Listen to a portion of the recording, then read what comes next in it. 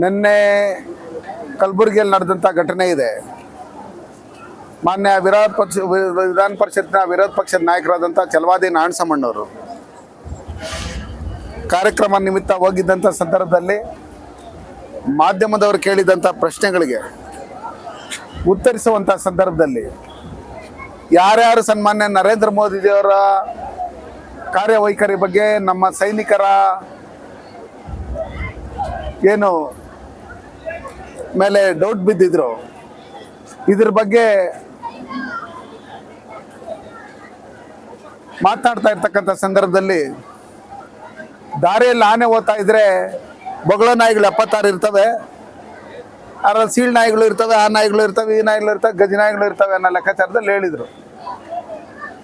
ಹೇಳಿದ್ದಂಥ ಸಂದರ್ಭದಲ್ಲಿ ಮಾಧ್ಯಮದವರು ಆನೆ ಯಾರು, ನಾಯಿ ಯಾರು ಅಂತ ಕೇಳಿದಂಥ ಸಂದರ್ಭದಲ್ಲಿ ನರೇಂದ್ರ ಮೋದಿಜಿಯವ್ರ ಬಗ್ಗೆ ವಿರುದ್ಧವಾಗಿ ಯಾರು ಮಾತಾಡ್ತಾರೋ, ನಮ್ಮ ಸೈನಿಕರ ಏನು ಹೋರಾಟ ಇದೆ ಅದ್ರ ಬಗ್ಗೆ ಯಾರು ಡೌಟ್ ಬೀಳ್ತಾರೋ ಅವರೇ ನಾಯಿಗಳು ಅಂತ ಹೇಳಿದರು.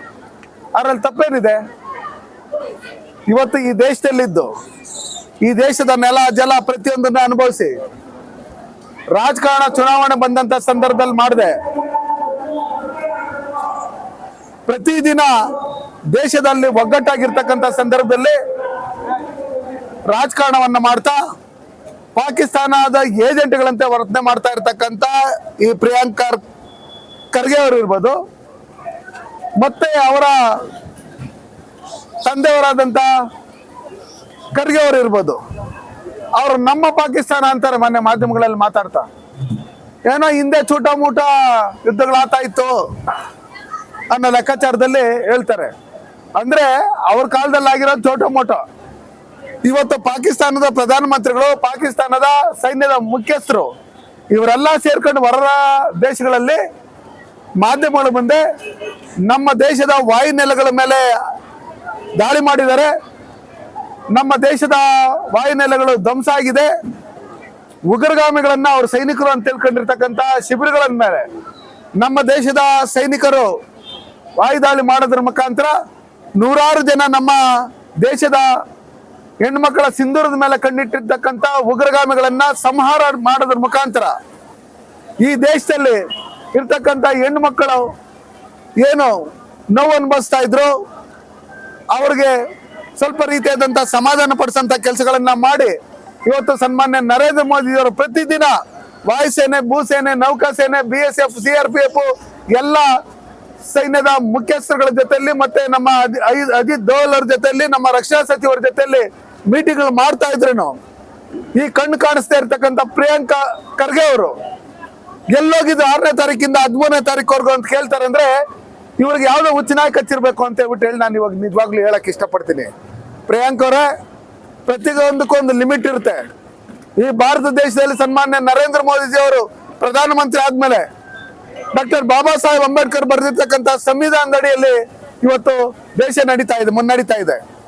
ಆದ್ರೆ ಇವತ್ತು ಕಲಬುರಗಿಯಲ್ಲಿ ನೀವು ಪಾಕಿಸ್ತಾನ ಏಜೆಂಟ್ ಅಂತೆ ವರ್ತನೆ ಮಾಡಿ ಇವತ್ತು ವಿಧಾನ ಪರಿಷತ್ನ ವಿರೋಧ ಪಕ್ಷದ ನಾಯಕರಾದಂತ ಛಲವಾದಿ ನಾರಾಯಣಸ್ವಾಮಿ ಅವರ ಬಗ್ಗೆ ಮೇಲೆ ನೀವು ಹಲ್ಲೆ ಮಾಡಿರ್ತಕ್ಕಂಥದ್ದು, ಅವರನ್ನ ನೀವು 5 ಗಂಟೆಗಳ ಕಾಲ ಕೂಡಾಕಿರ್ತಕ್ಕಂಥದ್ದು, ಇದನ್ನೆಲ್ಲ ನೋಡಿದ್ರೆ ನೀವು ತೊಗ್ಲಕ್ ದರ್ಬಾರ್ ಮಾಡ್ತಾ ಇದ್ದೀರಿ. ಇವತ್ತು ಪಾಕಿಸ್ತಾನಕ್ಕೆ ಜಿಂದಾಬಾದ್ ಅಂತ ಹೇಳೋರ್ಗೆ ರಕ್ಷಣೆ, ಸಂವಿಧಾನನ ಕಗ್ಗೊಲೆ ಮಾಡ್ತಾ ಇರ್ತಕ್ಕಂಥ ಪ್ರಿಯಾಂಕ್ ಖರ್ಗೆ ಅಂತವ್ರಿಗೆ ರಕ್ಷಣೆ, ಇವತ್ತು ಪಾಕಿಸ್ತಾನ ಏಜೆಂಟ್ಗಳಂತೆ ವರ್ತನೆ ಮಾಡ್ತಾ ಇರ್ತಕ್ಕಂಥವ್ರನ್ನ ಇವತ್ತು ಪಕ್ಕದಲ್ಲಿ ಕುರಿಸ್ಕೊಂಡಿರ್ತಕ್ಕಂಥ ಸಿದ್ದರಾಮಯ್ಯನವ್ರಿಗೆ ನಾನು ಹೇಳಕ್ ಇಷ್ಟಪಡ್ತೀನಿ. ಇದಕ್ಕೆ ತಕ್ಷಣ ಪ್ರಿಯಾಂಕ್ ಖರ್ಗೆ ಅವರು ಇವತ್ತು ಕ್ಷಮೆ ಯಾಚನೆ ಮಾಡಬೇಕು, ಮತ್ತೆ ಕೂಡಲೇ ಅವರ ಮಂತ್ರಿ ಸ್ಥಾನಕ್ಕೆ ರಾಜೀನಾಮೆ ಕೊಡಬೇಕು.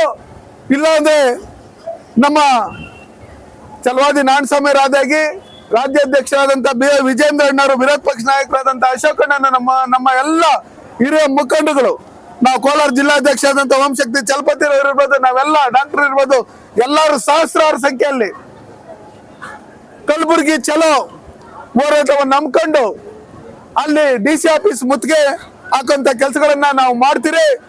ಇವತ್ತು ಡಾಕ್ಟರ್ ಬಾಬಾ ಸಾಹೇಬ್ ಅಂಬೇಡ್ಕರ್ ಬದುಕಿರ್ತಕ್ಕಂಥ ಸಂದರ್ಭದಲ್ಲಿ ಅವ್ರನ್ನ ನಡ್ಸ್ಕೊಂಡಿರ್ತಕ್ಕಂಥ ರೀತಿ, ಅವ್ರು ಮಾಡಿರ್ತಕ್ಕಂಥ ಅವಮಾನಗಳನ್ನ ಮಾಜಿ ಸ್ಪೀಕರ್ ಆದಂತ ರಮೇಶ್ ಕುಮಾರ್ ಅವರೇ ಹೇಳಿದ್ದಾರೆ.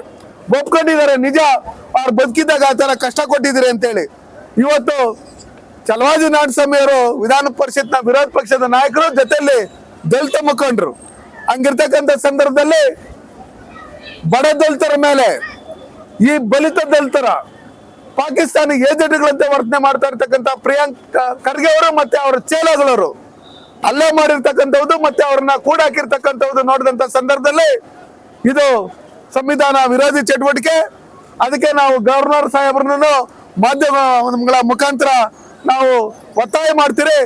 ಕೂಡಲೇ ಅವರ ಶಾಸಕ ಸ್ಥಾನವನ್ನ ರದ್ದುಪಡಿಸಬೇಕು, ಅವ್ರ ಮಂತ್ರಿ ಸ್ಥಾನದಿಂದ ರದ್ದುಪಡಿಸಬೇಕು, ಅವ್ರನ್ನ ಗಡಿಪಾರು ಮಾಡಬೇಕು ಪ್ರಿಯಾಂಕ್ ಖರ್ಗೆ ಅವ್ರನ್ನ ಅಂತ ಹೇಳ್ಬಿಟ್ಟು ಹೇಳಿ ನಾನು ಒತ್ತಾಯ ಮಾಡ್ತೀನಿ. ಇದೀಗ ನಿಮ್ಮ ಅಂಗೈಯಲ್ಲಿದೆ ಮಯೂರ ಟಿವಿ ಡಿಜಿಟಲ್ ವಾಹಿನಿ. ಹೆಚ್ಚಿನ ವಿಶೇಷತೆಗಳಿಗಾಗಿ ಸಬ್ಸ್ಕ್ರೈಬ್ ಮಾಡಿ, ಶೇರ್, ಲೈಕ್, ಕಮೆಂಟ್ ಹಾಗೆ ಫಾಲೋ ಮಾಡೋದ್ರ ಮೂಲಕ ಪ್ರೀತಿ ಹಾಗೂ ಪ್ರೋತ್ಸಾಹ ನೀಡಿ.